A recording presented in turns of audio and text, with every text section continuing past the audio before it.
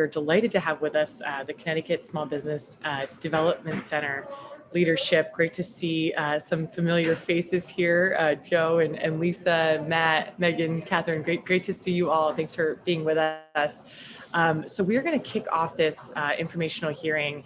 Just a few points in terms of our format. We have an hour, and so normally we give each speaker about 3 minutes, but we'll leave it up to you, to your discretion. You can certainly have a little bit longer than 3 minutes, but we're thinking that we will let you, each present, and then we can take questions from members after each of your presentations, and then collectively at the end if there's any additional questions.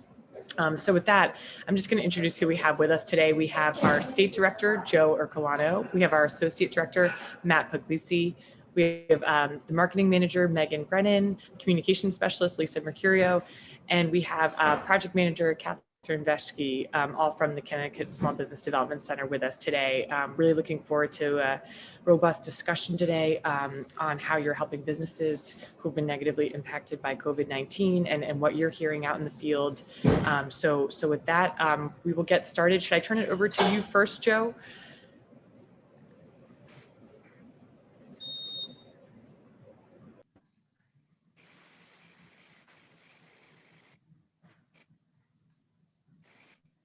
We can't hear Joe. Is he? You're still muted, Joe.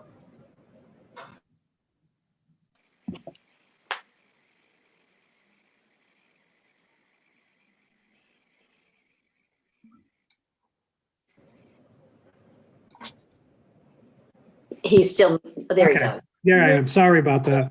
No worries. Thank you, Representative Simmons and Senator Hartley, members of the committee. Let me just ask up front, we had prepared a rather lengthy explanation of a survey we just conducted. Would you like us to walk through that? That'll take 20 or 30 minutes with all in. So it's up to you. We could skip it, or we could refer to it, as we talk about our typical activities. No, I think we would definitely like to hear it. If it's possible to condense it a little bit, just so there's time for questions. But I think we would love to hear the results of that. Senator Hartley, I don't know if you have any additional thoughts. Yeah, well, listen, Joe, the message and the information that you want to get across to us here. And so, however you want to deliver that within, our time frame is totally your call. Okay. We don't have to get way down in the weeds on a survey, but we are interested in, the general temperature there of, what you're learning, because I'm understanding this is a very real-time survey. Is that correct? Yes, it was done in December, first week of January. Yeah. Oh. So it's pretty. Okay. Yeah, so I'll jump right in then. Thank you so much. And I'm going to just mention that we're going to give you just 2 minutes of background to set the context for everyone of who we are and what we do and why we're here, if that's okay with you. And I'd like to ask Matt Puglisi to just run through a few slides really quickly. Great. Making sure I'm unmuted. Good morning, everybody. So the mission of the Connecticut Small Business Development Center is to provide no-cost confidential advising to small business owners or entrepreneurs seeking to start a business in the state of Connecticut. And the SBDCs are created and governed by federal statute. In the late 70s, Senator Lowell Weicker was instrumental in the expansion of the program. And the SBDC is a statewide organization and part of the nation's largest economic development program. We're funded every year through congressional appropriation, which is administered by the U.S. Small Business Administration. We have a cooperative funding agreement. Our funding share is based on population and a local match is required. In Connecticut, the Department of Economic and Community Development provides the match through the Manufacturers Assistance Act. And the SBDC program is hosted by state universities nationwide, and the UConn School of Business hosts the program. UConn provides an in-kind match, and our advisors and staff are university employees. And as I mentioned, we're part of a national network. So the SBDC is accredited through the America's SBDC National Network using strict Baldrige quality standards. We receive annual goals and are held accountable for results provided by the SBA and DECD. And we're also held accountable to our clients, and we survey them on an annual basis on their satisfaction. And we've averaged a 90% client satisfaction score over the last 3 years. Next slide, Lisa. And as required by federal statute, we have an advisory committee. This includes funders, business clients, and community partners, and was established to help our strategic decision-making and offer new ideas and perspective to our program. Next slide. Our one-on-one confidential assistance is provided across the entire state by a diverse team of 20 business advisors who all offer unique expertise in a number of industries. Prior to the pandemic, our advisors were located throughout the state and served different geographical regions. They would have offices at chambers of commerce, town halls, co-working spaces. Some had multiple locations they would work at to serve their region, but to be clear, we provided coverage to all 169 towns in the state. And we've responded to the pandemic and made some operational changes to improve our service delivery. We received CARES Act funding in the spring of 2020, and we brought 5 additional business advisors in to help us meet the increased demand we were seeing. And this is a temporary boost to our organization as the CARES Act funding expires on September 30th. But with these 20 business advisors who offer unique experience in a different number of industries, we provide remote advising services instead of in person. And this has allowed us to serve more clients than we've had in past years. We've reorganized into 4 teams to better leverage our advisors' individual expertise and match client needs. And the 4 teams are our capital access team, which is our largest team. They assist clients with accessing capital to start or grow their business, and financing can come in all forms and types.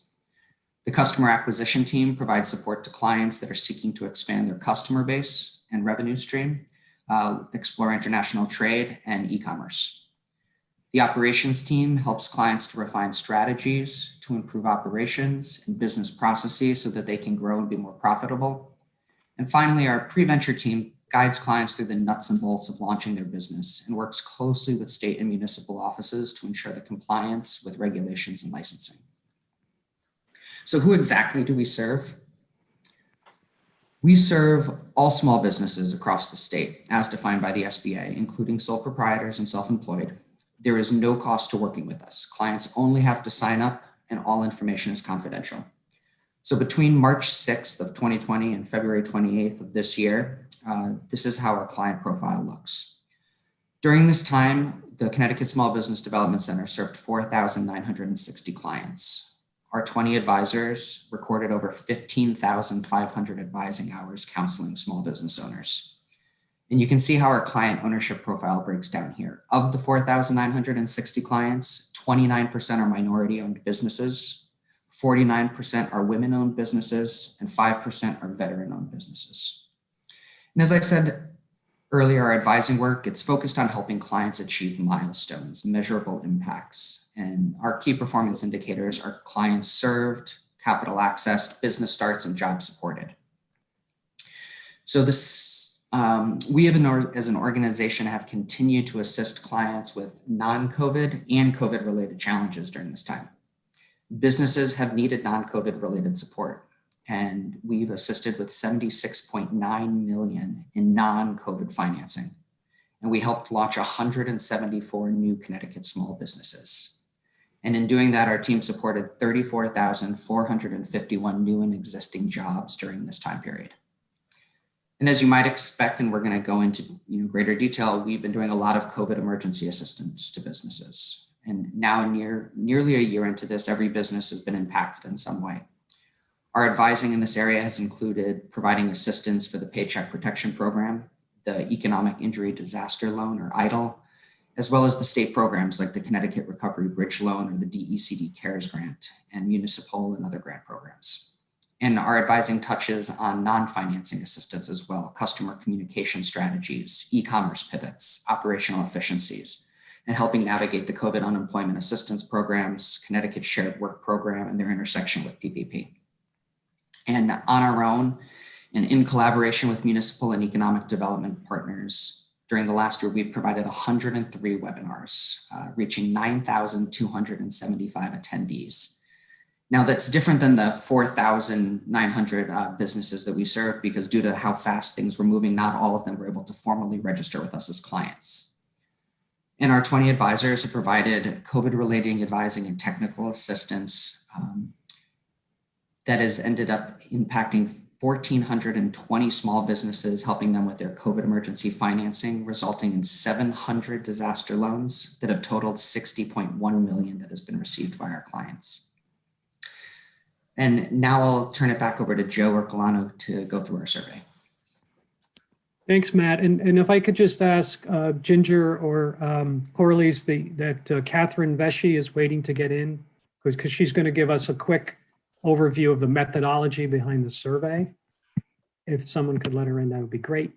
And I'll just start by saying, sorry to interrupt you, Joe. Is she under a different name? no, she logged in. She had the Zoom link, but she logged in and said she's still in the waiting, I guess, waiting to be let in. Okay, I will let her in. It's just that there's a name there that we didn't recognize, and when I asked for all the list of speakers, so just give me 1 second. Oh, okay. Yeah, I can't see what that name might be, so I don't know, unfortunately. Anyway, we'll plow forward. So we did a survey, as we mentioned, in December and early January, and its purpose was basically to, Lisa, if you want to move to the next slide, the purpose was to help us understand what had happened to small businesses in Connecticut from March through December and what their outlook going forward looks like for small businesses, both companies with employees and companies that are self-employed, just one person. And it helps us understand the relief programs they took advantage of, the actions they've taken to try to survive, and what they need help with going forward. So we'll use this data to share it with folks like you who are policymakers and looking at ways to support small business in the state. We'll share it with our partners, which include organizations that lend money or that provide technical assistance. And we'll also use it internally to make sure that our efforts and our services are relevant and impactful. So I'm not sure if Catherine's on yet. Hi, I'm here. Okay, great. So look, advance the slide, Lisa. Yeah, great. Catherine, if you could just a couple of minutes of what the survey is all about. Yeah, sounds good. So we used a digital survey methodology to capture 702 completed surveys. The survey instrument was 42 questions in length, which in the marketing research world is pretty much an ideal survey length.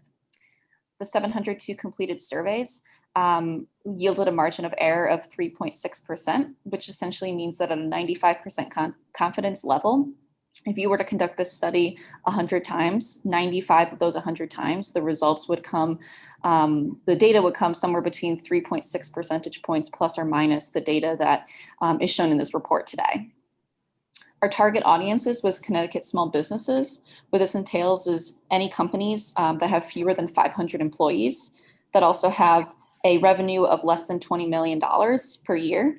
And they had to be for-profit organizations in order to complete the survey, so no non-profit organizations were included here. And then lastly, the folks that we spoke to were the primary business owner, or they were someone who was heavily involved in decision-making for the organization.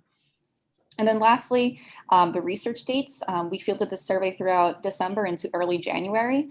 Those are always important to point out just because really these research studies are really a snapshot in time. So this is kind of the overall thoughts and perceptions of people and what their kind of business status was during this kind of December window. And that's really important when it comes to something like COVID, which is so ever changing, as we all know.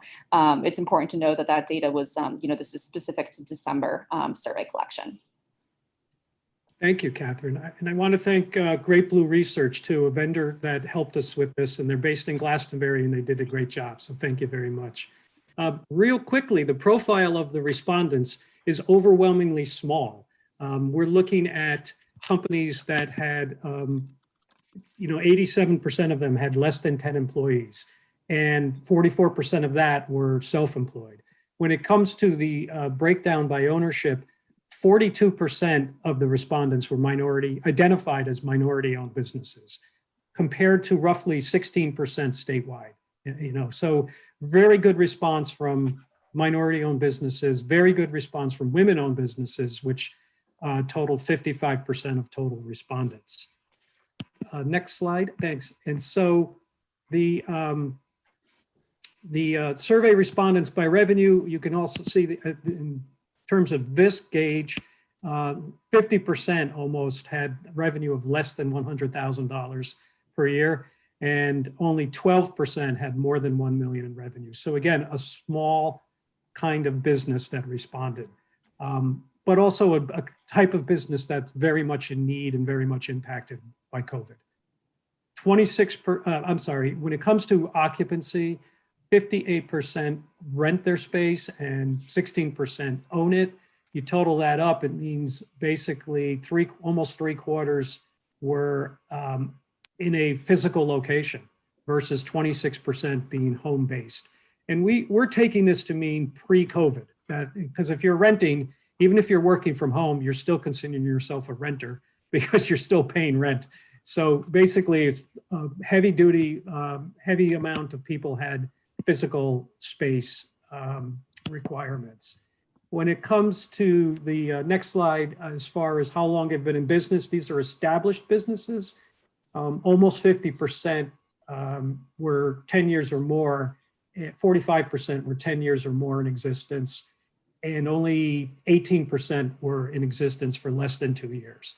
So established businesses, small, heavy physical location.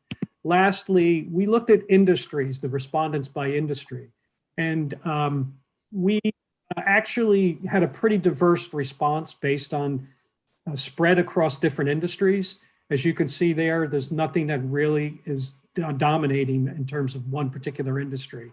But when you compare the response rate to the percentage of companies in a particular industry in Connecticut, for example, if you look at the respondents for accommodation and food services, 14%, compared to statewide, there's 3% of companies in Connecticut are in that particular industry. So we did see some heavier response from certain industries to this survey, which is actually helpful because a lot of the industries that responded in a more than representative fashion were impacted heavily. Manufacturing, accommodation and food services, arts and entertainment. So it actually is useful to have that kind of response rate from across industries. So getting really into the heart of the matter, where people stand as of December, 62% were only partially opened, 27% were at full capacity by their definition, and 11% were closed. And when you look at that by industry or size, larger companies tended to be more likely to be at full capacity, and food and accommodation industry, the respondents from that industry tended to be more likely to be at partial capacity. 74% were at partial capacity. Not surprising, but it does help validate some information that later on when we're looking at other responses does give us some basis to compare. The next impact that was significant was the impact on revenue. 8 out of 10 had a decline in revenue over the prior year. But more importantly, 3/4 of the respondents had a decline of more than 25% in their revenue, which, as you know, is a pretty heavy hit for a business in any given time frame. When we asked about expenses, 60% told us their expenses were either the same or were actually higher than the prior year. So this drop in revenue combined with not a commensurate drop or decline in expense means that profit was squeezed, viability was squeezed, came under pressure. And it's pretty amazing how many businesses were actually able to survive with those kinds of trends working against them. The next slide just gets into I'm sorry, I skipped a slide. This slide talks about steps people took back in January to March to deal with this and what they expected to do. This again was December and early January in this current quarter, March to May. And you see that, I'm sorry, January to March, that being the current quarter. So compared to the prior year, only 29%, for example, were going to expected to reduce hours versus 49%, which did reduce hours in the prior year, March to May. and only 8% were going to furlough and 7% were going to lay people off. So the numbers are, they're going in the right direction, and there does speak to a bit of optimism amongst the respondents. In the next slide, we can see that there is concern, though, and these concerns tended to gravitate towards both financing, emergency financing, with 35% of respondents identifying that as a major concern, and then health and safety concerns. Only 1 in 4 respondents had no other concerns, no concerns. So clearly there's things on people's minds. There are, whether it's health, whether it's safety, whether it's finding more financial support for themselves, there are things on their mind. And I think a positive takeaway from another question, which was how likely are you to continue to focus on health and safety? 9 out of 10 basically said they were likely to continue to focus on health and safety, even when the pandemic ended. So that's an important signal for business owners. Seem to be getting it. They seem to be concerned. They understand, they're making the connection that explaining to people how they're keeping customers safe and their employees safe is an important part of revitalizing their business. So we asked about financial assistance and who got what. And obviously everyone's familiar with PPP. It's been reopened as of January 11th or 12th. And it was open back in April through July, August, reopened a little bit in the fall. PPP was accessed by 54% of respondents to this survey. And the EIDL, the Economic Injury Disaster Loan Program, which is more of a traditional non-forgivable loan, was accessed by 29% of respondents. When you look at the minority breakdown, only 44% of minority respondents were able or interested in accessing PPP. So that's a significant difference. There's a few reasons why people did not apply or show interest in PPP. We'll get to that. But basically, this still represents decent response among small business when you think about everything that was going on and decisions they had to make quickly and the criteria that they had to meet in order to qualify for any of these loans. Not such a bad rate of participation amongst Connecticut businesses. So if you look at, in the next slide, reasons why people did not apply for PPP, the top reason is they were unwilling or unable to take on additional debt. That's 31%. Followed not too far behind by concern about qualifying for loan forgiveness. So they're kind of related. If you didn't think you would be forgiven for your PPP loan, then you would look at that as a loan, as a loan you had to pay back. And even though the rate was only 1% interest if you had to pay it back, many people just didn't feel they should take on debt given their outlook for revenue and their outlook for profitability. So that was working a bit against people, people's interest in PPP. A lot of talk last year, including by us, about not having relationships with a bank being a factor for people not going after PPP. And according to the respondents here, only 5% identified that as a reason for not applying for PPP. More people were not aware of the program than those that said they did not have a relationship with a bank. So that's helpful information because, if we're those of us who are trying to counsel and advise and reach people, if we think that's a major stumbling block and it turns out it's not really that much of an issue for people, then that means we could focus on other topics. Next slide, please.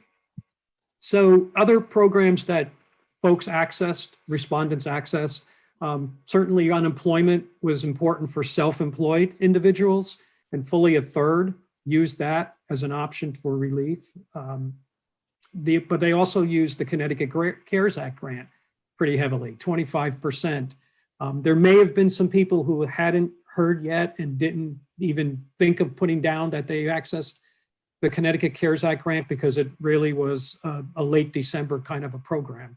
But nonetheless, that's still a pretty good percentage of people who took advantage of that program. And we applaud the state for providing that resource to small business. There was also 7.3% who used the state bridge loan program back in April. So it was very helpful, and it was certainly welcomed by small business in Connecticut. The other major relief program used was unemployment for employees, which that may not look high based on the number 20.9%, but keep in mind that a sizable 44%, 43 or 44% of the respondents were self-employed. So they didn't have employees to encourage to use unemployment, to take advantage of unemployment, but still pretty significant as a number. So lastly, when it comes to financing, we asked, looking forward, how dependent did people feel they would be on the need for an additional emergency funding? And 1 in 3 told us they would close if they didn't get it. This was December, early January, and PPP had not yet, for some respondents, the bill hadn't even passed Congress, the president hadn't signed it yet, so they may not have been certain that it was going to be coming. But 1 in 3 said they would close without it. 1 in 4 said it would hinder their recovery if they didn't have more emergency financing. 1 in 5 said, yeah, that would be nice, but it's not critical. We can still stay open. We can still function. 1 in 10, much smaller percentage, 10% said they would have to lay off employees if they didn't get more emergency funding. And the smallest percentage, about 8%, said, we don't need it. Thanks, but no thanks. So that gives you sort of a snapshot in December, early January, how people felt about their particular need for more emergency funding. Then we asked a series of questions about looking forward, what were they planning to do or change? And they were confident, 48.2%, which is a decent amount, expressed confidence that their business will return to being profitable within the next 12 months, which, being profitable from being down pretty significantly in the spring and summer of 2019, that's a big jump. And so the fact that 48.2% were confident and 55% of minority-owned businesses were confident that they would return to profitability seems to be significant. When it comes to what changes they're actively pursuing or considering, 60% were going to make some kind of change if they hadn't done it already. And a lot of it had to do with, the possibility of either expanding, closing, or selling their business. So the good news is slightly more people were thinking about expanding versus closing. But nonetheless, 1 in 5 almost 1 in 5 were considering closing their business, 14% considering selling it, and 9% considering retiring. So, that happens every year. In any given year, there's always a certain percentage. We don't have any information to compare that to in quote unquote a normal year, but it's worth paying attention to, and it's worth keeping an eye on because those kinds of numbers, could lead to some impact on employment. Then we asked about business strategy. That was a major concern for overall respondents. 39% indicated they were going to be looking to change some kind of change in their overall business strategy. We thought it'd be interesting to show you what changes were being considered based on key industries. And 7 out of 8 of the key industries we chose said overall business strategy was either their number 1 or their number 2 change that they're considering. And then that was followed by, 3 that are considering entering new markets and 2 that were considering efficiencies, which is important for operational efficiency is important for profitability, of course. But you can get a feel for the kind of assistance, and for those of us that are technical assistance providers, a focus on business strategy, which will mean different things to different industries, and it will mean different things to different companies, even within the same industry. But that's the kind of direction we need to be focused on going forward as businesses look to recover. They're also considering changes to their business model.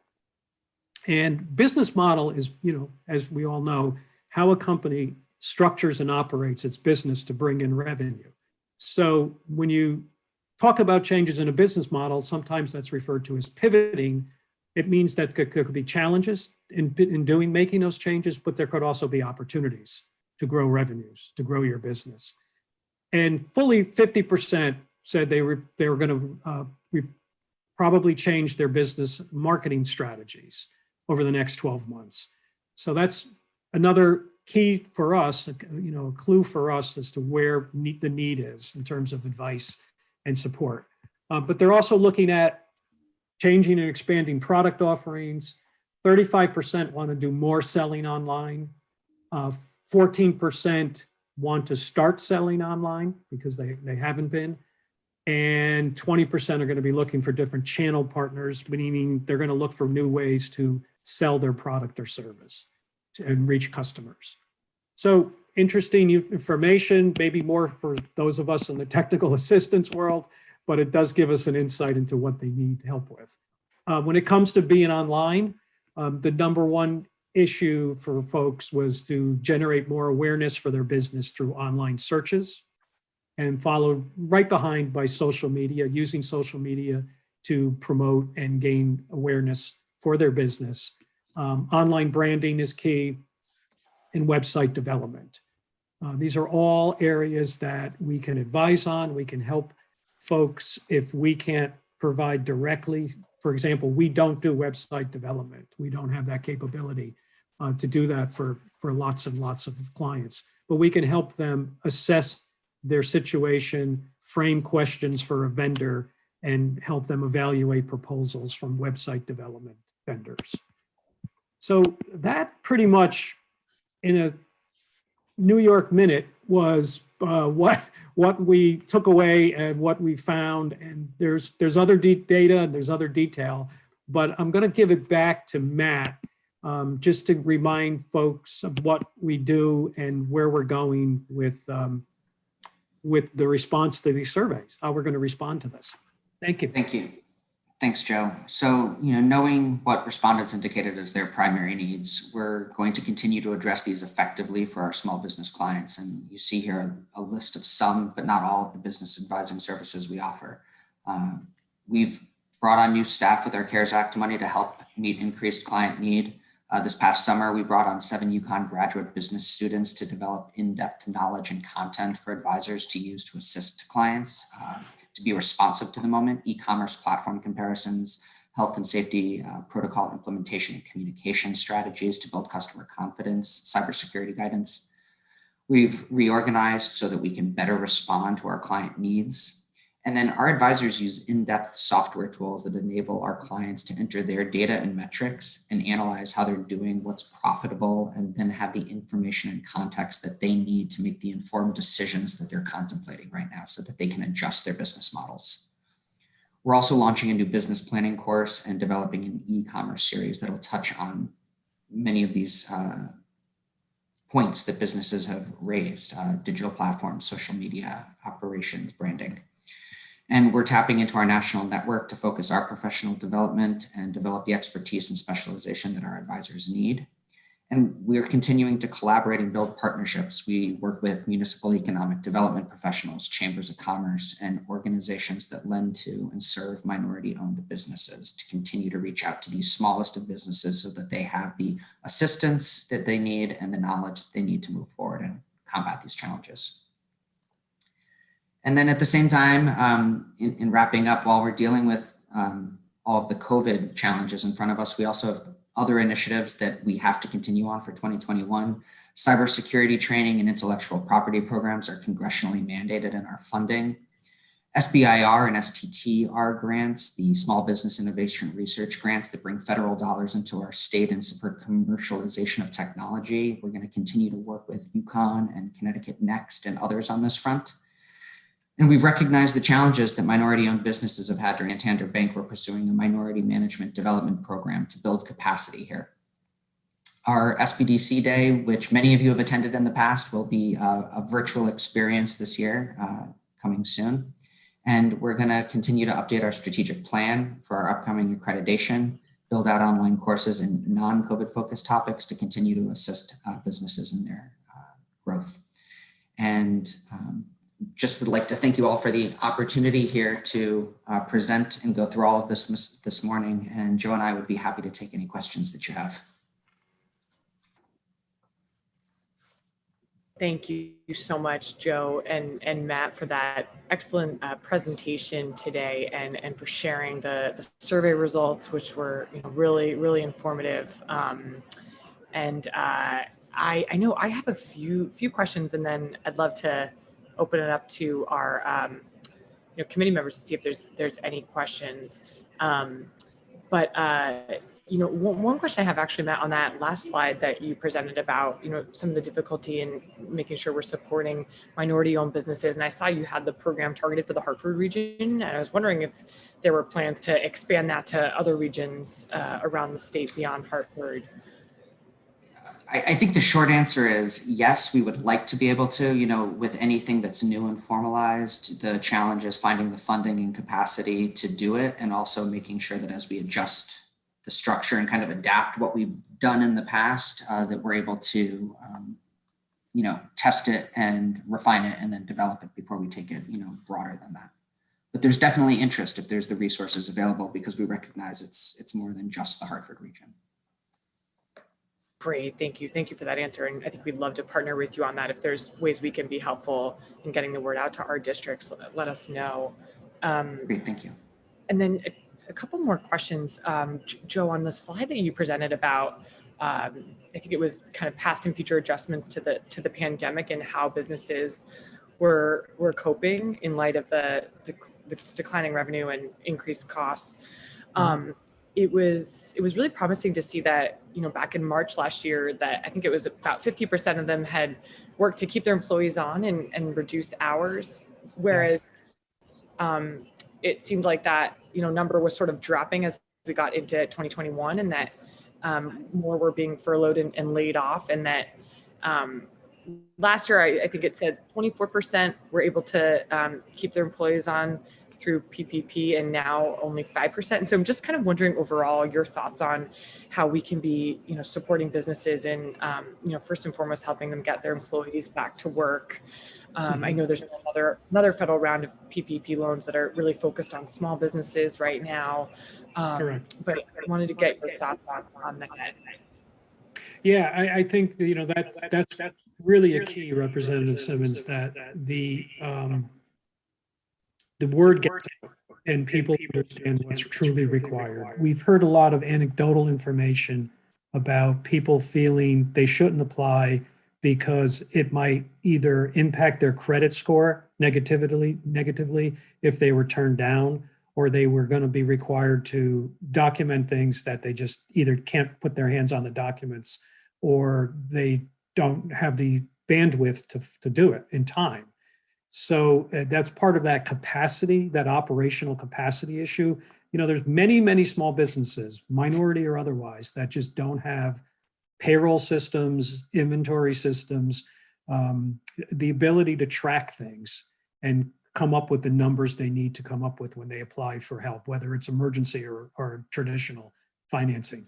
But I think that, first of all, when 24% maintained payroll or brought back employees back last March through May because of PPP, and the number going forward is 5%, I think a lot of that has to do with people really weren't sure when they filled out the survey if there was going to be another PPP round. So that definitely skewed a bit. But I see these numbers as positive, in the sense that there was less of a need to do these things, to reduce hours, to furlough, to lay off people. And I think that's because people have stabilized their business a bit. They've put in new practices. They've come up with ways to maintain revenue. It gets tough because a lot of these businesses are seasonal, and winter months are tough for, as we know, for many businesses. But they've taken steps to try to bring revenue in. We know of a client that, basically is not doing any business out of their restaurant, but they got into the food truck business. And they've also done a little catering and catering, by that they mean they're bringing food to people. So many words. And, that helps. And it's certainly not necessarily a long-term pivot for their business per se, but it did help maintain revenue during that period. So we see that as less need going forward, but still need. There's still a need. And, just to this point about promotion, we and our partners like HEDCO, like SAMA, like the Black Business Alliance, like the Black Chamber in Southern Connecticut, like OIC Bridgeport, we're all working together to try to reach underserved neighborhoods. We're actually using some of our CARES Act money to pay for advertisements in media that hits those communities. Radio ads, we're about to do advertising in New Haven this coming week to promote PPP. So it's an ongoing need. Great, thank you for that answer. And I think your point is well said too about, small businesses not having kind of the payroll systems and data tracking mechanisms in place. And so I think we so appreciate all the work you do to help small businesses with that. And the fear of the credit score is interesting. I had not heard that before. So thanks for letting us know about that. And then I don't want to overplay that. It's anecdotal, but it certainly crosses people's minds, Got it. Okay. And then it was, really illuminating the slide you shared that, 1 in 3 businesses could potentially have to close without additional funding. And so just, want to thank you again and your team for everything you're doing to help get this, emergency funding to businesses at this critical time. And I know I have more questions, but I'm cognizant of time. I want to give other members the opportunity to ask questions. Let me just check our chat. Oh, Representative Thomas. Hi, thank you, Madam Chair. Thank you, team, for that great presentation. I thought it was really interesting. I know in my community, a lot of very small businesses were afraid of the PPP initially because they thought, I don't want to take on any debt, even 1%. So I was curious anecdotally if you were seeing increased pickup with the second draw, or, now that there's been more time for education. And it sounds like slightly. Did I hear you correctly?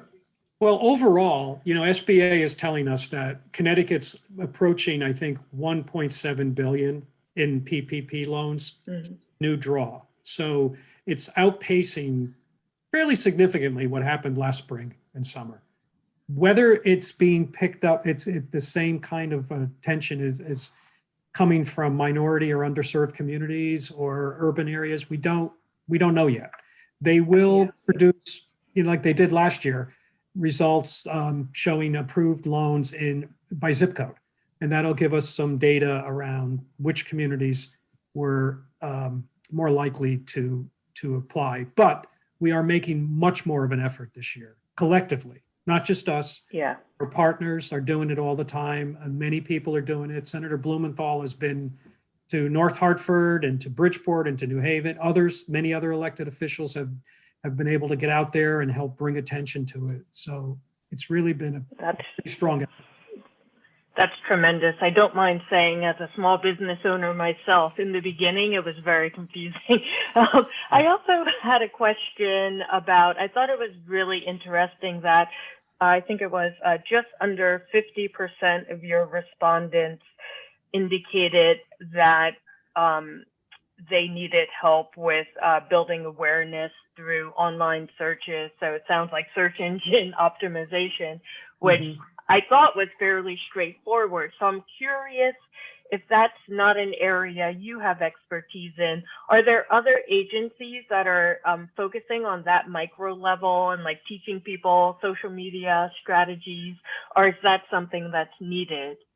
No, I think there's a few folks that do some workshops and everything. But when it comes to more in-depth work, we have a certain level of expertise amongst our 20 advisors. What we're fortunate to have, though, is the ability to reach into UConn and tap grad students and undergrads who know quite a bit about this. And so, as Matt alluded to, last summer, we had 7 grad assistants that we were able to use the our CARES Act money for, who did some really deep dives work around e-commerce platforms, how to compare and evaluate e-commerce platforms. There's a number of options, how to get into SEO in a more defined way, social media strategies. That is basically what our advisors turn to and share with their clients. It's sort of a toolkit for them that was developed by these grad students that are, studying business analytics and MBA and all kinds of things. And so it's not the complete answer. There's a lot more to do, but we feel like if we don't know it automatically, we can turn to resources within the university. And that's a great resource. Yeah. And thank you for all of your work. I will let others chime in. I see some other hands. Thank you.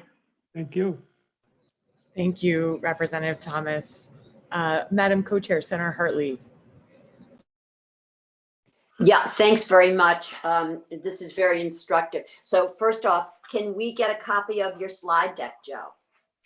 Yes, we're going to just package it up into a report, so it's not just a collection of slides, and we'll probably have that out in the next week or so, and we'll make sure everybody on the committee gets it, or we'll get it to you, whatever your preference is, but we'll definitely share it.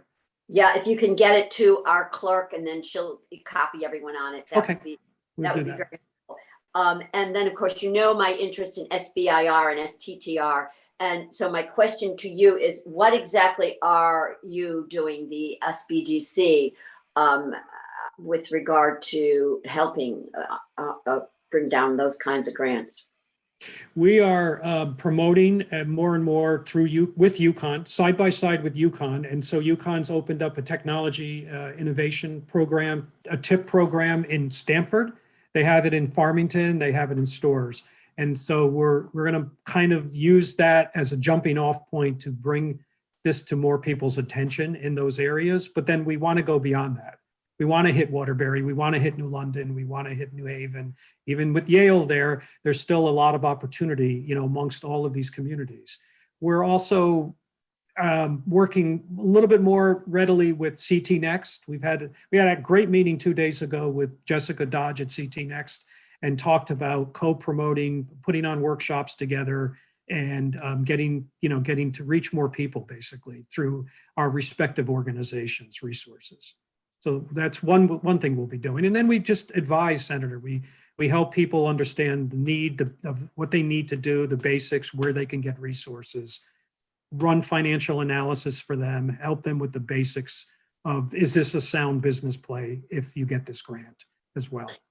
Yeah, right, Joe. So there's 2 parts to that. One is to try to promote those opportunities. And then the other part is the technical assistance once we've introduced possible candidates to this. And that's the thing that I hear most from, and particularly from small manufacturers who say, it's great, but I'm a one-man shop. I do, my finances, I run marketing, I run production, and I just don't have the bandwidth to, participate in this. But yet there's, this feeling amongst, in particular, the small and minority-owned manufacturers that they don't get a chance to play in this sandbox. So I'm very concerned about, trying to put together some kind of a collaborative arrangement. So we not only inform them and market it, but we also, are that technical assistance walking through this process. Because as you know, it's it could be very intimidating. Very much, yes. Yeah. Okay. That's a good point. Very much. And then I will just leave you with this comment. You don't have to respond to me because I'm sure there are others who have questions, but yeah, so, you started this new program, the Minority Management Development Program in Hartford. And I just don't my question is, how was that picked? Because I think throughout the state, and primarily in those urban areas, there is great need for this. So Yes. I would think maybe it's hard to figure out where to start, but I always look at unemployment levels and those kinds of metrics. Oh, okay. So thank you, Joe, and team. Good job. Very instructive. Thanks, Madam Chair. Thank you, Madam Co-Chair. Next up, we have Senator Martin. Thank you, Madam Chair. Joe, thank you so much for coming in and sharing this presentation. Very, very informative. A lot of information there for us to digest. I guess the only question that I have is how best can we help you more than what we're doing right now? If we're, I see you're doing a lot of work. Is there anything that we need to do at our end to help? I think you're well aware of the impact. You're well aware of the issues. I know you bring in a lot of folks to come in and address you. If there's any time we could update you on anything, it doesn't have to be an hour. It could be 5 minutes. It could be data we send in to you. I hope you'll just think about us as a resource to give you up-to-date numbers or activity levels or observations. Whatever it is that will be useful to you and your deliberations, we would love for you to look at us as a resource that way. Well, thank you. I do have one question. I saw in your slide deck in one of the photos, a young couple who I recognize. I don't know their names, Rachel, and I'm not sure her husband's name, but they are a brewery here in Bristol. Mhm. And I'm just curious, how did they learn about SBDC? And you must have helped them in order for them to be in the slide. So I'm just curious. Yes, we did. Better Half Brewing, and it's sort of a lot of times it's word of mouth. We do try to promote. We actually got some dollars this year from the CARES Act, but usually we don't have much of an advertising budget. We just have to sort of rely on whichever way we can reach people through chambers of commerce, through local economic development folks, and keep promoting and getting the word out. So we're always open to any thoughts, suggestions, or ideas about how we can make more people become aware of us. Well, I think it's a great idea, great program you have here. It seems, you've got those 20 business advisors that I think a lot of people would have liked to have had when they were first getting started, or maybe when they were in a growth mode, and instead of learning by trial and error, they could have minimized a lot of that. And then, along with that, not only that advice, but learning, where can I get capital when I need the capital? And how best do I operate? What's my next step in order to grow and make sure I'm running a very efficient and successful business? So, but thank you for coming in and You are welcome. Giving us this presentation. Thank you, Madam Chair. Thank you. Thank you, Senator Martin. Next, we have Representative Nuccio. Good morning. Thank you very much for that presentation. Mine is a pretty basic question and then statement, but I was hoping you could share this presentation with us. I don't know if we actually got it in email or not, but I would really, I'd like to have it to be able to kind of look at it and then maybe set up some time to talk to you specifically. But I just wanted to kind of reiterate also, I had a lot of people in my towns that were very concerned with taking on any kind of loan, especially with the uncertainty of the market. We don't have a lot of businesses out my way. The ones that we do have are very small restaurants, pizza places, like package stores. That seems to be the common out here. But lots of really small businesses and such who saw the regulations really make a decline on their sales and what they were able to do. So they were concerned taking on even a small loan, that they wouldn't have the ability or the stability to know what they were going to have for sales going forward. And we've continued to see regulations on restaurants. Bars aren't open at all. Lots of other businesses that have been really constrained, and they haven't seen their sales come back up yet. So obviously it's a fear that is valid for them because they don't have that income to be able to sustain their automatic business expenses and then an additional loan on top of it. So, but on the other hand, I fully understand that there isn't a big pile of money sitting around someplace that we can just hand out to people. So anything that we can do on the education front, I think is big. A lot of our small businesses are women owned across the board. And we see a major impact on them from the entire pandemic, whether it be having to stay home with kids who aren't in school and their business taking a hit for that. There's just so many different intersections of how this really comes into play. But I appreciate all the work that you did, and I'm definitely want to see the detail with the survey. I'm a numbers person, so I love digging into stuff like that. But I just wanted to thank you and request the backup if possible. You will get it. You'll get it soon. Thank you. Thank you so much. Thank you, Representative.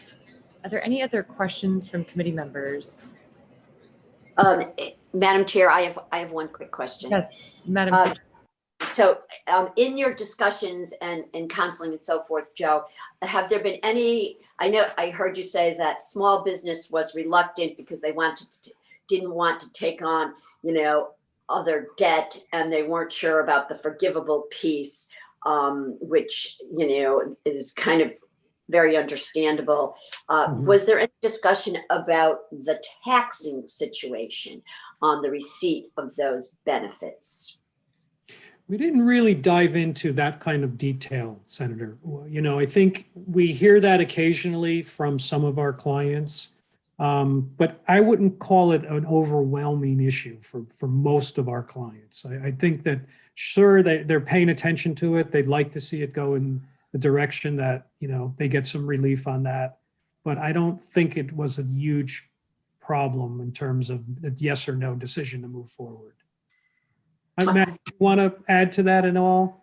Did you? I mean, anecdotally talking with our advising team about it, the way that the taxing situation evolved as the PPP program was evolving, it wasn't necessarily the reason that they were walking away, but it was causing frustration after they had accepted it, where they found out how the grant revenue then was going to be treated, how it was going to impact expenses that they would normally deduct that they weren't going to be able to deduct.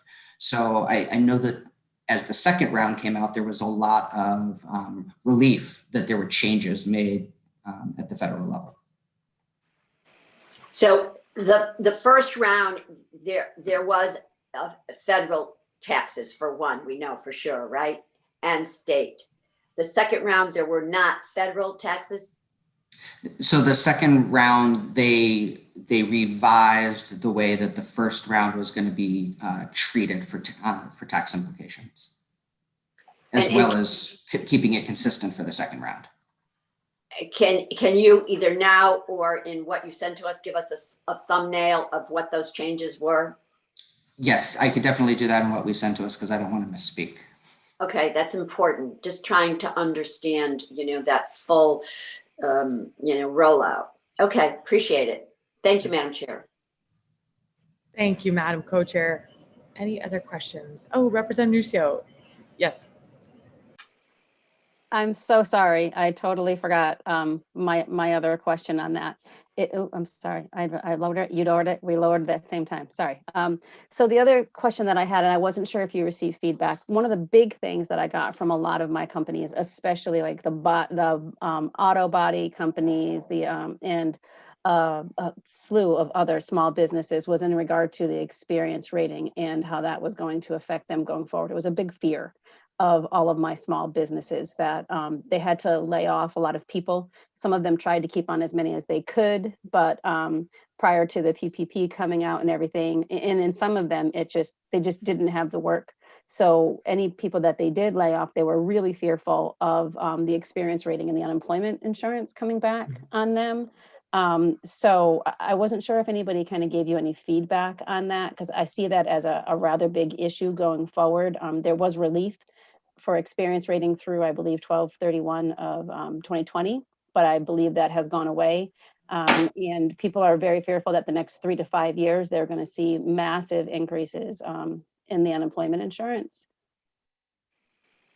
Yeah, again, it's not like it's we hear it from every single person, but we know there's concern, and it's one of those areas we can't really advise on because it's kind of out of anybody's hands, right? So Yeah, it's in our try hands. we try to help people just understand potential impact and be conservative in their projections.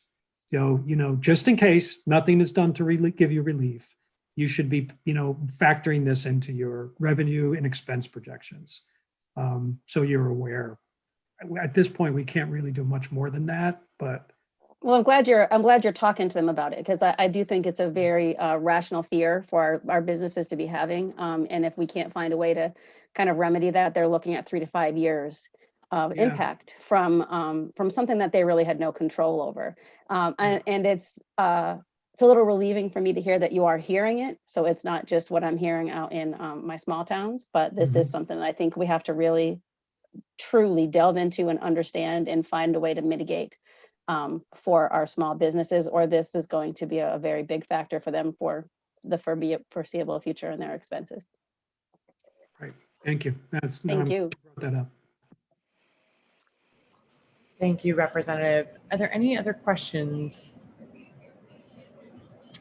Okay, seeing none, I know we are just over our time today. So Joe and Matt and Lisa and the whole team, thank you all so much for your time, for the presentation. We really look forward to seeing those slides, and thank you for providing your contact information as well. We want to encourage everyone on this committee, if you've got questions following up to this presentation, or if you're hearing from business owners, they can reach out to Joe and his team and help them in any way with business resources that they need.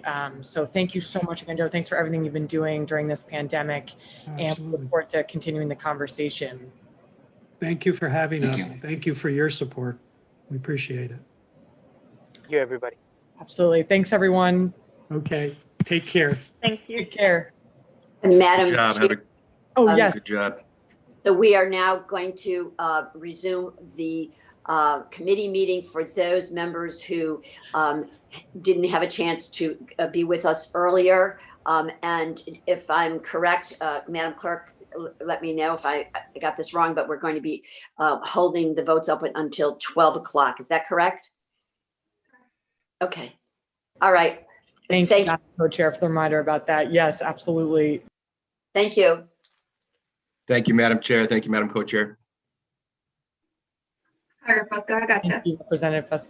You got me, Ginger Rodriguez. All right. I got you. Thanks so much. So are you and I good now? We're good. Okay. So you don't need my voice vote, right? Nope, just that you were here and Just I that I know was who here. was on Yeah, it. right. Okay. Representative perfect. Simmons, when we get a chance, what's the best way to contact you? Just shoot you an email? Yes, or Okay. I can give you my cell phone as well, if that's All right. I easier. tried to get a hold of you when we were in session, but Oh, I love where your office is. I'm so sorry. I know. I know, I'm completely hidden in the Capitol. I told my aide, I said, no, her office is over in the Capitol. He's like, no. I said, yeah, it's like 407 or 6 or something. He goes, oh no, I can't be over the Capitol. I said, I think it is. It's a hike up 4 stairs. Yeah, let me give you my cell phone. I got my exercise for the day, so don't. Yes, worry seriously. about it. All right, I'm gonna just call you, then I'll have it. Go ahead. Okay, perfect. It's 203 Yeah. 962 Yep. 4619. Okay. Perfect. Just so I have it. Yeah, no, please You'll call see me come through. I'm at 203 as well. So when you see me, Oh, perfect. Capture I'll me and save get me. yours. Thanks, Representative. All Great to see you. good to see you. Have a great day. You too. Take All right.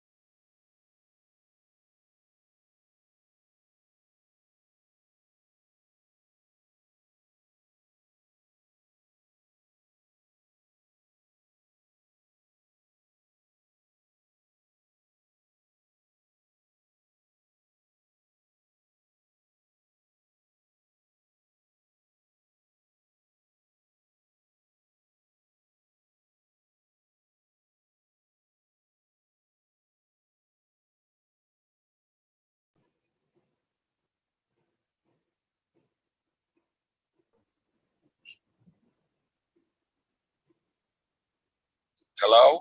Hello, hi, Senator. Hi, this is Senator McCory. Yep, I got you. You got me? All right, thank you. All right, bye-bye.